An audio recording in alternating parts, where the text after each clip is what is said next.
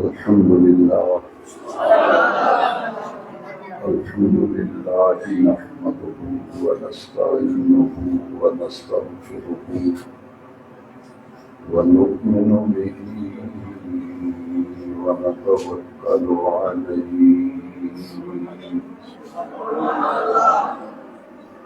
ونعوذ بالله من شرور أنفسنا ومن سيئات أعمالنا من يهده الله فلا مضل له ومن يضلله فلا هادي له ونشهد أن لا إله إلا الله وحده لا شريك له ونشهد أن سيدنا ومولانا وملجأنا ومأوانا محمدا عبده ورسوله صلى الله تعالى عليه وعلى آله وأصحابه أجمعين.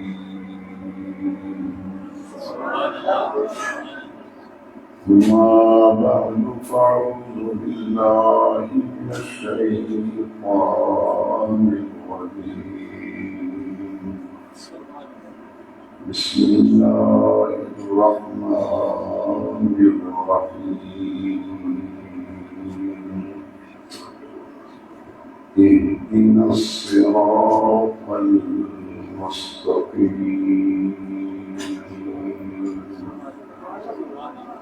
صراط الذين أنعمت عليهم غير المغضوب عليهم ولا الضالين.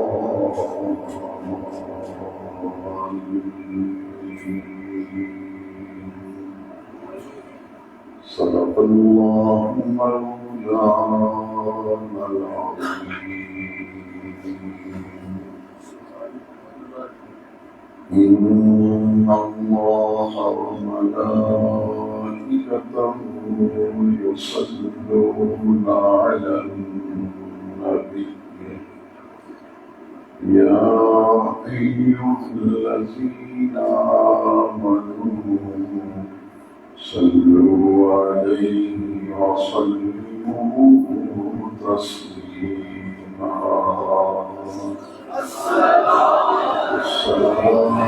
السلام عليك يا سيدي يا رسول الله وعلى آلك وأصحابك يا سيدي يا خاتم النبيين.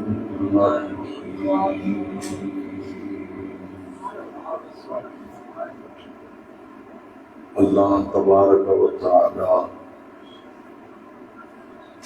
جل مجدہ الکریم کا فضل و کرم اور لطف و احسان ہے ماہ صفر المظفر شریف کا پہلا جمعہ مبارکہ آج ہمیں میسر ہو رہا ہے. اسلامی سال کا یہ دوسرا مہینہ ماہ صفر المظفر ہے. سن 1445 ہجری ہے اور ماہ صفر المظفر شریف کا یہ پہلا جمعہ مبارکہ ہے. یہ پورا مہینہ اولیاء کاملین کا مہینہ کہلاتا ہے. اس لیے کہ اس ماہ مبارک میں بہت سے جلیل القدر اولیاء کاملین کا وصال ہوا، اور ان اولیاء اللہ کے آراس مبارکہ اس مہینے میں منعقد کیے جاتے ہیں۔ ان شخصیات میں سے، ان نفوس قدسیہ میں سے ایک نمایاں نام حضرت سیدنا داتا گنج بخش علی بن عثمان الحجویری رضی اللہ تعالی عنہ ہے کہ آپ کا عرس مبارک سفر کی 17 تاریخ سے لے کر 20 سفر مظفر تک آپ کا عرس مبارک جاری رہتا ہے۔ بر صغیر پاک و ہند میں جتنے بھی اولیاء اللہ گزرے ہیں، ان میں حضرت داتا گنج بخش علی بن عثمان الحجویری نہایت ہی ممتاز شخصیت ہیں۔ آپ اس پائے کے بزرگ ہیں کہ صدری روایات کے مطابق حضرت غوث الاعظم شہنشاہ بغداد پیران پیر دستگیر رضی اللہ تعالیٰ عنہ نے فرمایا کہ میں اگر علی بن عثمان حجویری کے زمانے میں ہوتا تو میں ان کا مرید ہوتا۔ داتا گنج بخش علی بن عثمان حجویری رضی اللہ تعالیٰ عنہ یہ غوث اعظم سے بھی بہت پہلے کے بزرگ ہیں،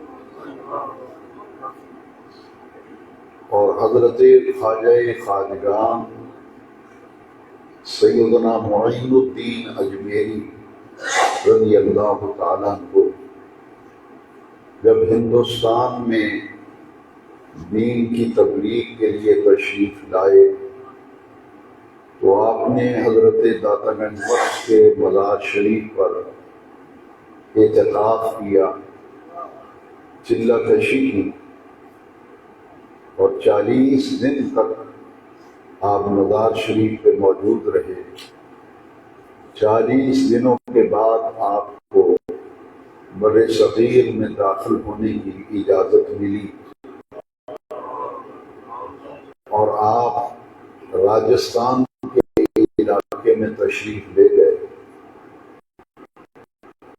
ہندوستان کا ایک صوبہ ہے راجستھان، جس کی ایک بڑی مشہور بستی ہے جسے اجمیر مقدس کہا جاتا ہے، اجمیر شریف۔ حضرت داتا گنج بخش علی بن عثمان الحجویری نے اتنی روحانیت اور اتنی نورانیت عطا کی کہ حضرت خواجہ معین الدین جب روانہ ہوئے اور آپ نے پھر تاریخ ساز یہ اشعار فرمائے کہ گنج بخش فیض عالم مظہر نور خدا ناقصاں را پیر کامل آرا رحمہ۔ یہاں سے آپ پھر راجستھان میں تشریف لے گئے، اور اس زمانے میں ہندوستان میں بت پرستی جو ہے وہ عام تھی، ہندوؤں کا دورہ تھا۔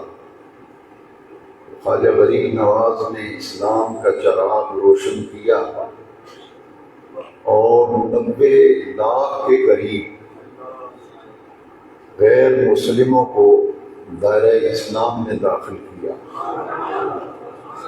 آپ کی دعوت و تبلیغ سے متاثر ہو کر 90 لاکھ کے قریب غیر مسلم مسلمان ہوئے، اور ان کی زندگیوں کے اندر نمایاں تبدیلی آ گئی۔ آج جو اسلام کا چراغ روشن ہے بر صغیر پاک و ہند میں، کیونکہ اس زمانے میں یہ سب ہندوستان تھا، پاکستان تو 1947 کو معرض وجود میں آیا۔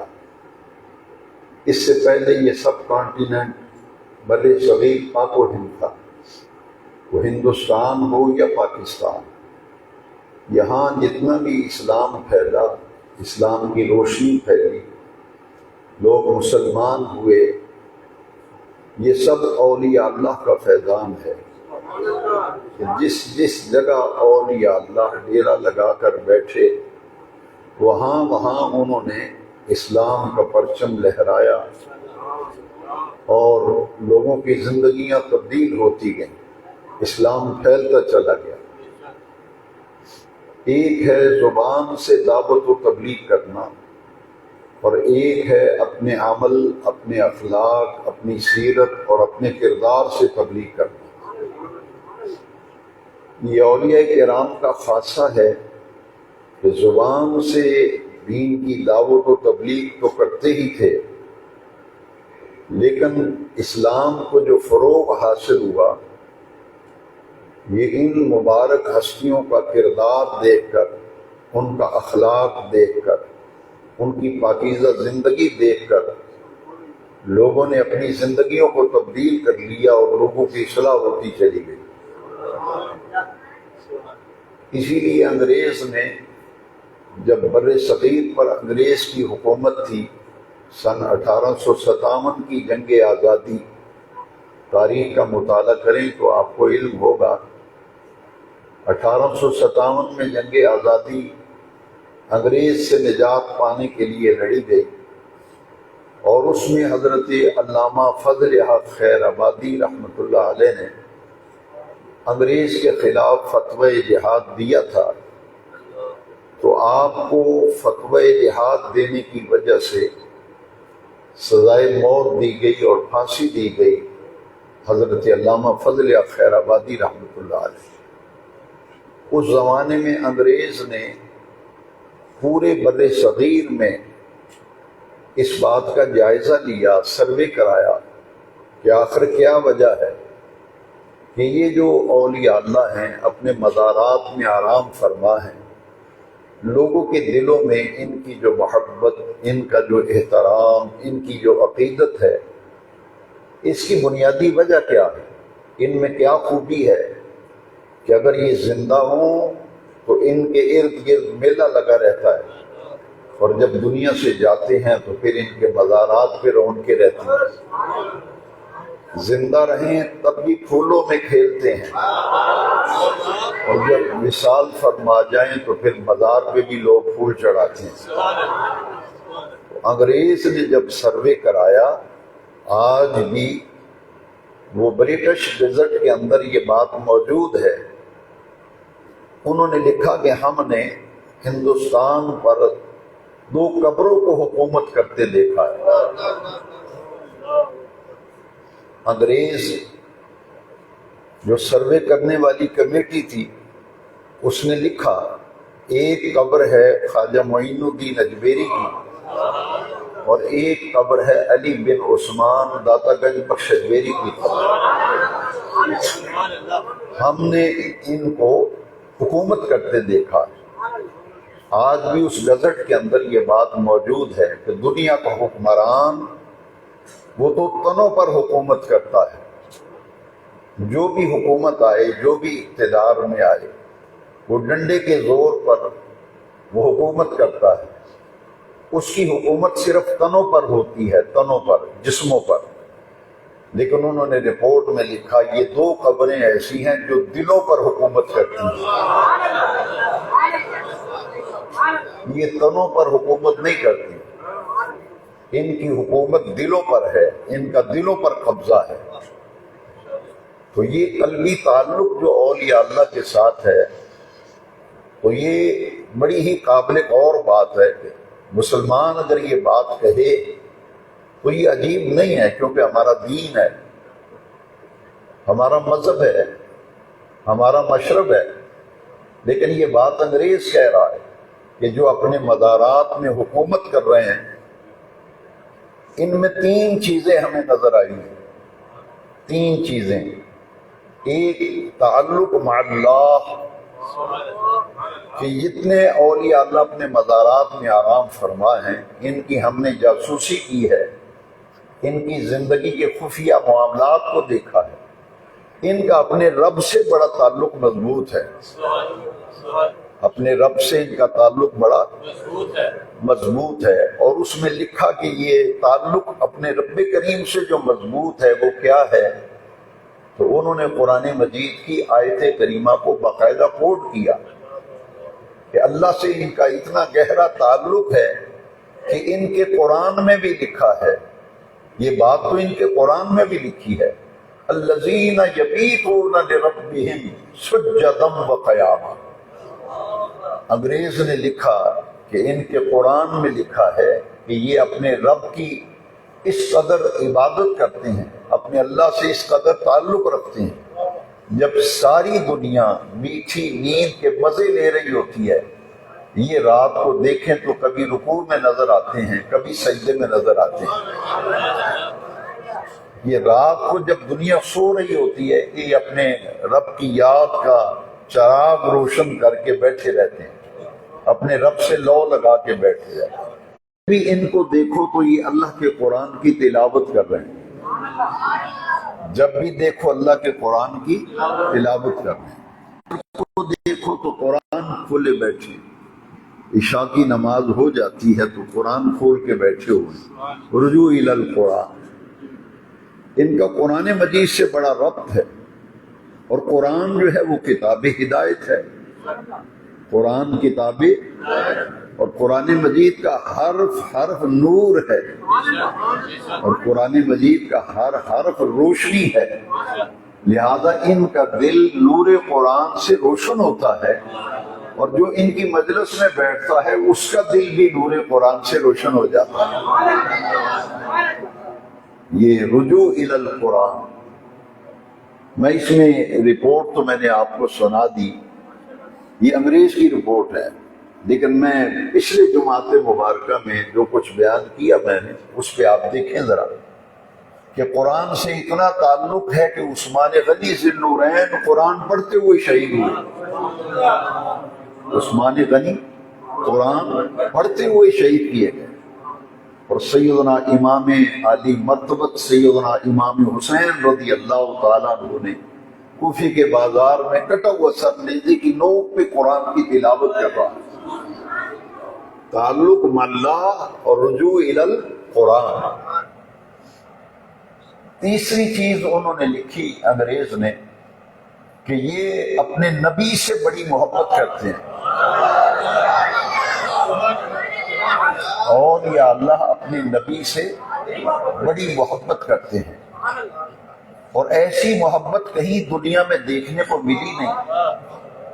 باقاعدہ رپورٹ میں لکھا کہ یہ اپنے پیارے نبی کریم سے اتنی محبت کرتے ہیں، یہ اپنی زندگی میں کوشش کرتے ہیں کہ جو نبی کریم علیہ السلام کے طریقے ہیں ان طریقوں پر میں زندگی گزاروں، ان طریقوں پر میں، یہ اولیاء اللہ کا خاصہ ہے، اور اس کو سنت کہتے ہیں، نبی کریم علیہ السلام کی سنت، یعنی حضور کی اداؤں، حضور کے طریقوں، حضور کی سنت پر عمل پیرا ہوں۔ انہیں اتنی محبت ہے کہ یہ سانس لیتے وقت بھی دیکھتے ہیں کہ حضور کا سانس لینے کا طریقہ کیا تھا، یہ جب چلتے ہیں تو پھر یہ دیکھتے ہیں کہ حضور کے چلنے کا طریقہ کیا تھا، جب لباس پہنتے ہیں تو ان کا طریقہ یہ ہوتا ہے کہ حضور کیسا لباس پہنتے تھے، یہاں تک کہ حضور کے کھانا کھانے کے انداز کو اپنی زندگی میں اپناتے ہیں۔ تو جو قوم اپنے نبی سے اتنی محبت کرے کہ ان کی اداؤں کو اپنی زندگی میں عمل کر لے، اس نے کہا کہ یہ جو پیارے نبی کریم علیہ السلام کی محبت اور اس کے ضمن میں حضور کی اتباع، حضور کی اتباع، اتباع کا معنی ہے نقش قدم پر چلنا، نقش قدم پر چلنا، تو یہ حضور کے نقش قدم پہ چلتے ہیں، لہذا ان کا ظاہر جب دیکھو گے تو نبی کریم علیہ السلام کی اداؤں پر عمل کرنا نظر آئے گا، اور ان کی مجلسوں میں بیٹھو گے تو قرآن مجید کا نور ملے گا، ان کی راتوں کو دیکھو گے تو اللہ کے ذکر اور عبادت سے عبارت ہے۔ تو یہ ہے خاصہ کہ بر صغیر پاک و ہند میں جو صاحبان مزار شریف ہیں، اہل قبور ہیں، ہر ایک کی قبر پر تو رونق نہیں ہوتی۔ بہت سی قبریں آپ دیکھتے ہیں، لیکن جو رونق آپ کو اولیاء اللہ کے مزارات پہ نظر آئے گی وہ آپ کو کہیں نظر نہیں آئے گی۔ اس لیے کہ حدیث شریف میں ہے کہ جب اللہ تبارک و تعالیٰ کو کسی بندے سے محبت ہو جاتی ہے تو اللہ تعالیٰ جبریل کو بلاتے ہیں اور فرماتے ہیں جبریل جاؤ آسمانی مخلوق میں بھی اعلان کر دو اور زمینی مخلوق میں بھی اعلان کر دو کہ اللہ کو فلاں بندے سے محبت ہو گئی ہے، اے آسمان والو تم بھی ان سے محبت کرو، اے زمین والو تم ان سے محبت کرو۔ تو جب جبریل امین یہ اعلان کرتے ہیں تو جس روح کو یہ اعلان سنائی دیتا ہے، جس روح کو یہ اعلان سنائی دیتا ہے، پھر وہ اپنے اولیاء اللہ سے محبت کرنا شروع کر دیتے ہیں، اور ان کے اوصاف قرآن مجید میں بیان کیے گئے۔ یہ ہے اولیاء اللہ۔ حضرت داتا گنج بخش رحمۃ اللہ علیہ، کرامات پر ہمارا ایمان ہے، کیونکہ قرآن مجید میں اولیاء اللہ کی کرامات کا بھی ذکر ہے اور انبیاء کرام کے معجزات کا بھی قرآن مجید میں ذکر ہے۔ لیکن جو اصل بات ہے سمجھنے والی وہ یہ ہے کہ ایک شخص داتا صاحب ظاہری حیات میں تھے تو ان کی خدمت میں ایک آدمی آیا اور 40 دن رہا، اپنا سامان بوریا بستر لے کے آیا تھا، 40 دن آپ کی مجلس میں رہا، انہی کے پاس قیام تھا اس کا۔ 40 دن کے بعد جب وہ اجازت لے کے جانے لگا تو آپ نے فرمایا تم میرے پاس 40 دن ٹھہرے ہو اور تم نے آنے کا مقصد بھی نہیں بتایا، اور جا کیوں رہے ہو کچھ بتایا نہیں تم نے، تم آئے کس لیے تھے اور جا کیوں رہے ہو، وہ اپنا مدعا تو بیان کرو۔ اس نے کہا کہ میں نے آپ کی بڑی شہرت سنی تھی، آپ کی بڑا نام سنا تھا، اور میں اس لیے آیا تھا کہ آپ کی کوئی کرامت دیکھوں گا تو میں آپ کا مرید ہو جاؤں گا، لیکن ان 40 دنوں میں نے آپ کی کوئی کرامت نہیں دیکھی، اس لیے میں واپس جا رہا ہوں۔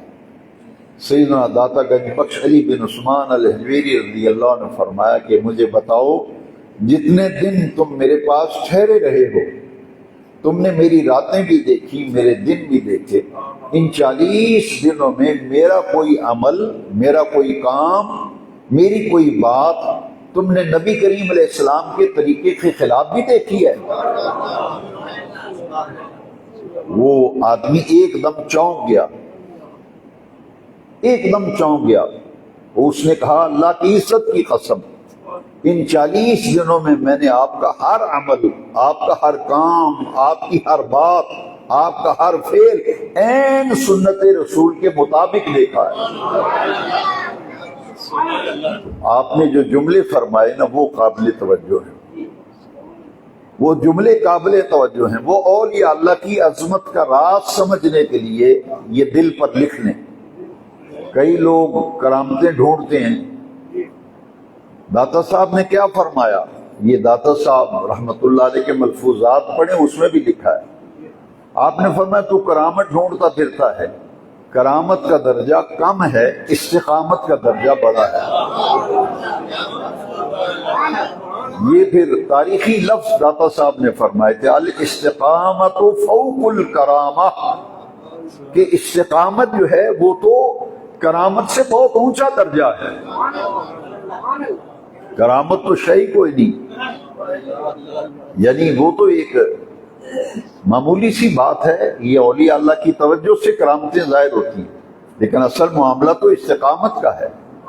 پھر آپ نے قرآن مجید کی آیت کریمہ پڑھی جس میں استقامت کا ذکر ہے، اور یہی اولیاء اللہ کی زندگی کا راز ہے۔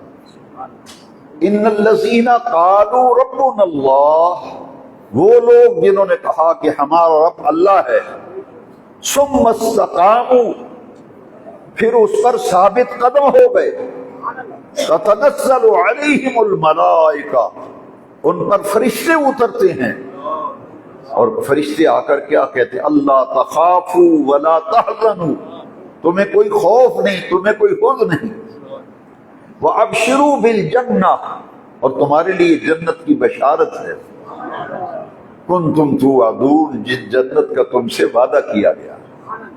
تو فرمایا تم استقامت ڈھونڈتے پھرتے ہو، کرامت ڈھونڈتے پھرتے ہو، اور استقامت جو ہے یہ بڑا اعلیٰ درجہ، لہذا کسی بھی اللہ کے ولی کے لیے کرامت کا ظاہر کرنا یہ معمولی بات ہے، اصل معاملہ ہے استقامت کا۔ یہاں تو دیکھیے نا، قرآن مجید پڑھیں تو معلوم ہوتا ہے، حضرت یوسف علیہ السلام بھائیوں نے کنویں کے اندر پھینکا تھا، اور کنویں میں جب پھینکا تو ایک قافلہ آیا تو ان کو نکال کر کے لے گیا۔ کئی منڈیوں میں حضرت یوسف علیہ السلام فروخت ہوئے، یہاں تک کہ مصر میں پہنچ گئے، اور ان کے والد ماجد حضرت یعقوب علیہ السلام نے اپنے بیٹوں سے کہا کہ جاؤ مصر میں، یہاں تک کہ حضرت یوسف علیہ السلام مصر کے بادشاہ بن گئے، مصر کے بادشاہ بن گئے۔ تو حضرت یعقوب نے کہا علیہ السلام جاؤ مصر سے جا کے غلہ بھی لے آؤ، اور وہاں یوسف کو کوئی تلاش کرنا، اگر مل جائے اس کے بھائی بنیامین کو بھی تلاش کرنا۔ تو ان بیٹوں نے کیا جواب دیا تھا؟ انہوں نے کہا کہ ابا جان کچھ بات کریں کرنے والی، وہ تو کافی عرصہ ہو گیا کنویں میں پھینکا تھا، وہ تو بھیڑیا کھا گیا تھا، پھینکا تو کنویں میں تھا نا، لیکن گھر آ کے کیا کہا تھا؟ یوسف کو بھیڑیا کھا گیا۔ تو آپ نے اس وقت فرما دیا تھا، قمیص جب لے کے آئے نا کہ یہ قمیص ہے یوسف علیہ السلام، یہ دیکھیے اس کو کون لگا ہوا ہے۔ تو حضرت یعقوب علیہ السلام نے قمیص کو پھیلایا یوں کر کے، فرمایا بھیڑیا بہت سیانہ تھا کہ یوسف کو تو کھا گیا لیکن کرتا نہیں پھٹا کوئی، کرتے تو کچھ ہوا ہی نہیں۔ اب جب آپ نے فرمایا کہ جاؤ یوسف کو تلاش کرو، ان کا کہ ابا جان کچھ بات کریں، وہ تو کب کا ختم ہو گیا ہوگا، کیا معاملہ ہوا تھا؟ آپ نے فرمایا نہیں تم دیکھنا۔ یہ جب گئے تو حضرت یوسف علیہ السلام نے بات چیت کے دوران راز اپنا کھول دیا، فرمایا کہ انا یوسف، میں تمہارا بھائی یوسف ہوں، اور جو میرے ساتھ بیٹھا ہوا ہے یہ میرا بھائی بنیامین ہے۔ فرمایا یہ غلہ لے جاؤ، لیکن یہ میرا کرتا بھی لے جاؤ، یہ میری قمیص بھی لے جاؤ، اور میرے باپ حضرت یعقوب کو جا کے دینا، کیونکہ آپ کے بھائیوں نے بتایا تھا کہ تمہارے غم میں روتے روتے ابا جان کی بینائی چلی گئی، وہ تو نابینا ہو گئے ہیں۔ تو حضرت یعقوب علیہ السلام کے لیے کرتا بھیجا حضرت یوسف، اور کیا فرمایا سنیے قرآن مجید، سورہ یوسف پڑھیے، اذهبوا بقمیصی ھذا، فرمایا یہ میرا کرتا لے جاؤ اور لے جا کر کے میرے باپ کے چہرے پہ ڈالنا، یہ کرتا میرے والد کی آنکھوں پہ لگانا، چہرے پہ ڈالنا، فرتد بصیرا، جیسے ہی میرے باپ کے چہرے پہ کرتا ڈالو گے اور آنکھوں پہ لگاؤ گے تو بینائی واپس آ جائے گی۔ وہ کرتا لے کے ابھی مصر سے چلے تھے، حضرت یعقوب علیہ السلام نے اپنی برادری خاندان کے لوگ اکٹھے کیے تو آپ نے فرمایا انی لاجد ریح یوسف، قرآن مجید سورہ یوسف، فرمایا مجھے آج یوسف کی خوشبو آ رہی ہے، لولا ان تفندون، آپ نے فرمایا مجھے پتہ ہے تم نے یہی کہنا یہ بوڑھا ہو گیا ہے، کتر بتر ہو گیا ہے، کہ یہی تم مجھے کہو گے کہ یہ بوڑھا ہو گیا ہے، اس کو کیا پتا، ابھی بھی یوسف کے خواب دیکھتا ہے۔ تو آپ نے فرمایا اگرچہ تم جو مرضی کہہ لو لیکن تمہیں میں سچ کہہ رہا ہوں، انی لاجد ریح یوسف، مجھے تو یوسف کی خوشبو آ رہی ہے۔ اور وہ کرتا جو تھا اس کرتے سے حضرت یوسف علیہ السلام کی خوشبو آ رہی. اب وہ جب آپ اندازہ فرمائیں کہ انبیاء کرام کے معجزات اور اولیاء اللہ کی کرامات کو سمجھنے کے لیے کرتا مصر سے چلا ہے، لیکن اس کی خوشبو حضرت یعقوب علیہ السلام سینکڑوں میل اس کی خوشبو محسوس کر رہے ہیں. اور پھر وہ کرتا جب آیا تو حضرت یعقوب علیہ السلام کی آنکھوں پہ ڈالا گیا تو آپ کی آنکھیں جو ہے بینائی واپس آ گئی. قرآن مجید میں بہت سے ایسے واقعات، یہ میں نے ایک مثال دی ہے. مجھے کوئی ڈاکٹر، کوئی طبیب، کوئی آئی سرجن بتائے کہ کئی قانون ہے کہ کرتا آنکھوں سے لگایا جائے تو بینائی آ جائے، لیکن قرآن میں ہے یا نہیں ہے؟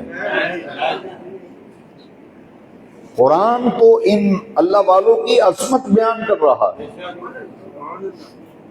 یہ اولیاء اللہ سے تعلق کیوں ضروری ہے؟ مزارات پہ حاضری اور اولیاء اللہ سے نسبت و تعلق کیوں ضروری ہے؟ جو آیت کریمہ میں نے بطور عنوان تلاوت کی ہے اس میں ذرا غور کریں. یہ وہ آیت کریمہ ہے جو ہر نماز کی ہر رکعت کے اندر اس کو پڑھا جاتا ہے. ہر نماز کی کوئی رکعت ایسی ہے ہی نہیں جس میں یہ پڑھی نہ جائے. سورہ فاتحہ پڑھتے ہیں یا نہیں؟ اب اس میں دیکھیے اہدنا الصراط المستقیم، چلا ہمیں سیدھا راستہ. صراط الذین انعمت علیہم، یا اللہ جن پر تو نے انعام فرمایا ہمیں ان کے راستے پہ چلا. اور یہ اللہ کی اہمیت سمجھیے. آج جو کچھ مرضی ان کے متعلق کہتا پھرے ہمیں اس سے غرض نہیں. ہم تو اپنے ایمان اور اپنے عقیدے کے جو قرآن کی اور حدیث کے دلائل ہیں ہم تو سمجھنے سمجھانے کے لیے بیان کر رہے ہیں. ذرا غور کیجئے کہ نماز اللہ کی عبادت ہے. عبادت آپ رب کی کر رہے ہیں اور رب کی عبادت کرتے ہوئے کیا کہہ رہے ہیں؟ اہدنا الصراط المستقیم، یا اللہ میں سیدھے راستے پہ چلا. سیدھا راستہ کون سا ہے؟ بے نیاز رب نے خود قرآن میں بتایا صراط الذین انعمت علیہم، ان لوگوں کا راستہ جن پر تو نے اپنا انعام کیا. کیا اس آیت میں ہے کہ اہدنا الصراط المستقیم صراط القرآن والسنہ؟ نہیں ہے. یا لوگ کہتے ہیں قرآن سننا قرآن سننا. میں نے کہا کہ اس آیت میں دکھائیں کیا ہے قرآن و سننا فرمایا؟ نہیں فرمایا صراط الذین انعمت علیہم، جن پر تیرا انعام ہوا ہے، جو تیرے انعام یافتہ بندے ہیں. یہ فرق ہے ولی میں اور غیر ولی میں. بھائی ان کے راستے پہ بھی نہ چلا. پتہ یہ چلا کہ سورہ فاتحہ جو ہر نماز کی ہر رکعت کے اندر پڑھتے ہیں، اس سورت سے معلوم ہوا کہ لوگوں کی 3 قسمیں ہیں. ایک وہ لوگ جن پر اللہ کا انعام ہوا، ایک وہ جن پہ اللہ کا غضب ہوا، جیسے فرعون، قارون، شداد، حامان. یہ وہ لوگ ہیں جن پر اللہ کا غضب ہوا. محبوب ہیں، مقرب ہیں، والضالین، اور جو گمراہ ہیں سیدھے راستے سے بھٹکے ہوئے ہیں. یا لوگ ان کے راستے پہ بھی نہ چلانا، ہمیں ان کے راستے پہ چلانا جن پر تیرا انعام ہوا. تو اس آیت کریمہ سے معلوم ہوا کہ صراط مستقیم ہے، قرآن پڑھتا ہے، روزہ رکھتا ہے، نجات ہو جائے. تو نجات پانے کے لیے کن کے طریقے پہ چلنا ہے؟ کہ ان لوگوں کا طریقہ جن پر اللہ کا انعام ہوا ہے، وہی تو نجات کا راستہ ہے، وہی صراط مستقیم. اب وہ کون لوگ ہیں جن پر اللہ کا انعام ہوا؟ من یطع اللہ والرسول، یہ وہ لوگ ہیں جو اللہ کا حکم مانتے ہیں، اللہ کے رسول کا حکم مانتے ہیں. یہ فرق ہے اولیاء اللہ میں اور عام لوگ. یہ وہ لوگ ہیں جو اللہ کا حکم مانتے ہیں اور اللہ کے رسول کا حکم مانتے ہیں. اولئک مع الذین انعم اللہ علیہم، یہ وہ لوگ ہیں جن پر اللہ نے انعام فرمایا. اولئک مع الذین انعم اللہ علیہم من النبیین والصدیقین والشہداء والصالحین، جن پر اللہ کا انعام ہوا ہے وہ نبی ہیں، وہ صدیق ہیں، وہ شہید ہیں، وہ صالح ہیں.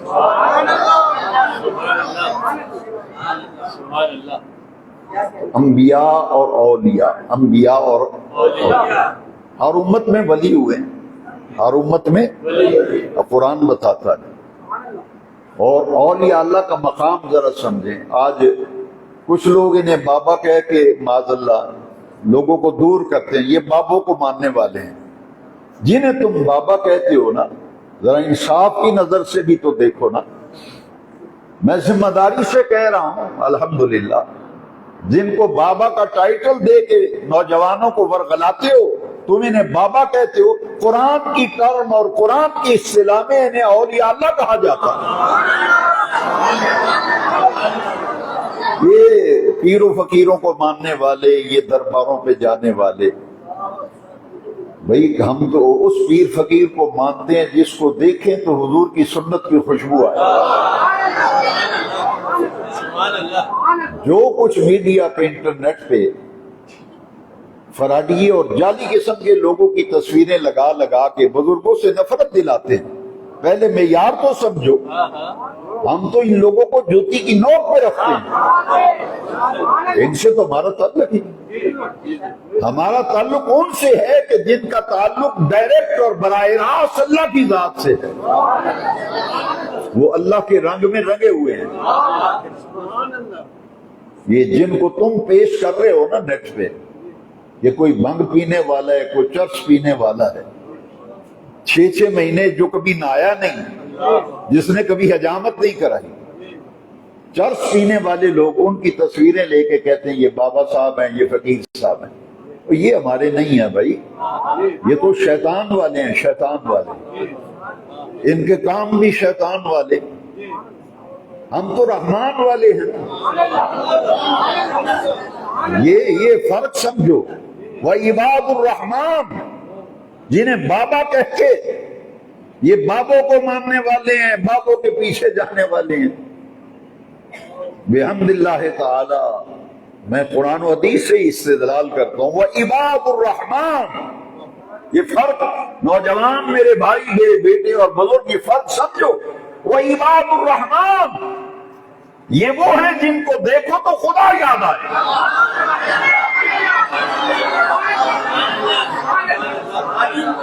بھائی ہم تو ان کو نہیں، ہم تو نہ یہ ہمارے پیر ہیں نہ ہمارے بزرگ، ہم تو انہیں نہیں مانتے. تم جو مرضی ان کو نتھی کرتے پھرو، ہم تو حضور کی یہ حدیث جانتے ہیں. میں نے حدیث شریف پڑھی ہے، میں آپ کو بھی سنا دیتا ہوں. اذا رعو ذکر اللہ، کہ اللہ کا ولی وہ ہوتا ہے جس کا چہرہ دیکھو تو خدا یاد آ جائے. اذا رعو ذکر اللہ، اس کی مجلس و صحبت میں بیٹھو تو حضور کے پیار کی خوشبو ملے. ان کی زندگیوں کو دیکھو تو محبت رسول کا عنصر نظر آئے. وعباد الرحمان، یہ رحمان کے بندے، ان کی نشانیاں بھی اللہ کریں گے. کتنا فرق ہے ان میں. ہم تو بھائی کسوٹی پہ لگا کے دیکھتے ہیں، سچی بات ہے. جتنے مرضی فلیکسیں اشتہار چھپوائے، ہماری طبیعت میں کچھ اثر نہیں. ہم تو صرف ان کو مانتے ہیں جن کو کسوٹی پہ لگاتے ہیں. جو اگر کسوٹی پہ پورا اترے گا اس کے جوتے اٹھا کے سر کا تاج بنائیں. وہ کسوٹی کیا ہے آپ بھی سن لیں. وہ کسوٹی قرآن نے دیا. وَعِبَادُ الرَّحْمَنِ الَّذِينَ يَمْشُونَ عَلَى الْأَرْضِ هَوْنًا وَإِذَا خَاطَبَهُمُ الْجَاهِلُونَ قَالُوا سَلَامًا. یہ رحمان کے بندے وہ ہیں جب زمین پہ چلتے ہیں اتنی نرمی سے چلتے ہیں کہ زمین کو نہیں پتہ چلتا کہ میرے اوپر کوئی چل رہا ہے. یمشون علی الارض، زمین پر چلتے ہیں. ہونا، اتنی آہستگی کے ساتھ چلتے ہیں کہ زمین کو خبر نہیں ہوتی مجھ پہ بھی کچھ چل رہا ہے۔ اور ایک نشانی اور، وَإِذَا خَاطَبَهُمُ الْجَاهِلُونَ، کوئی جاہل ان سے الٹے، کوئی جاہل ان سے الٹے، اذا خاطبہم الجاہلون قالوا سلاما، جاہل الجھتا رہے، وہ کہتے ہیں جا جا اپنا کام کر، ہم تجھ سے نہیں الجھتے۔ اذا خاطبہم الجاہلون قالوا سلاما، یہ ہے ان کی نشانیاں بیان کی گئی۔ الذین یبیتون لربہم سجدا وقیاما، ان کی راتیں سجدے اور قیام کے اندر گزرتی۔ امام اعظم ابو حنیفہ کا جب وصال ہوا تو آپ کا پڑوسی یہودی تھا، بالکل ساتھ والا مکان یہودی کا تھا۔ رات امام اعظم ابو حنیفہ کا وصال ہوا تو پہلی رات آئی نا، تو یہودی کا بیٹا کہتا ہے کہ ابا یہ ہمارا پڑوس والا مکان جو ہے نا، اس کے صحن میں ایک درخت رات کو میں دیکھتا تھا، تو ابا آج وہ درخت نظر نہیں آ رہا۔ وہ یہودی کہتا ہے وہ درخت نہیں تھا، وہ درخت نہیں تھا، وہ مسلمانوں کا امام اعظم ابو حنیفہ تھا۔ وہ رات کو قیام کرتا تھا، وہ نفل پڑھا کرتا تھا، رات بھر مصلی بچھا کر قیام میں رکوع و سجود میں ہوتا تھا۔ تو سمجھتا تھا درخت ہے، وہ درخت نہیں تھا، وہ تو مسلمانوں کا امام ابو حنیفہ تھا۔ رمضان شریف میں 60 قرآن مجید ختم کرتے تھے۔ ان کا اللہ سے تعلق ہوتا ہے، قرآن سے تعلق ہوتا ہے، حضور سے تعلق ہوتا ہے، تو ہم تو بھائی انہیں دیکھیں گے۔ اگر قرآن و حدیث کے معیار پہ قرآن نے کہا کہ الا ان اولیاء اللہ، آگاہ ہو جاؤ، خبردار، جو اللہ کے ولی ہیں، لا خوف علیہم، ان پر کوئی خوف نہیں، ولا هم يحزنون، اور قیامت کے دن کوئی غم نہیں ہوگا۔ اور قرآن مجید میں ہی ایک مقام پر فرمایا، ہم تو سب سے پہلے تقوی دیکھیں، ان اولیاءہ الا المتقون، قرآن نے بتایا کہ اللہ کا ولی صرف وہ ہے جس کے پاس تقوی ہو، ان اولیاءہ الا المتقون۔ ہمارے کربلا کے سرداروں نے کربلا میں شہادت پائی، سلطان کربلا، تاجدار کربلا سیدنا حسین سخی لجپال حسین پاک شہادت پائی تو سجدے میں۔ حضرت عمر شہید ہوئے تو مسجد کے محراب میں، حضرت عثمان شہید ہوئے قرآن پڑھتے ہوئے، مولا علی پاک شہید ہوئے کوفہ کی جامع مسجد میں نماز فجر کے لیے آئے ہوئے شہید۔ یہ ہے اولیاء اللہ کا مہینہ ہے صفر المظفر۔ اللہ تعالی ہمیں ان اولیاء کی محبت نصیب فرمائے۔ وآخر دعوانا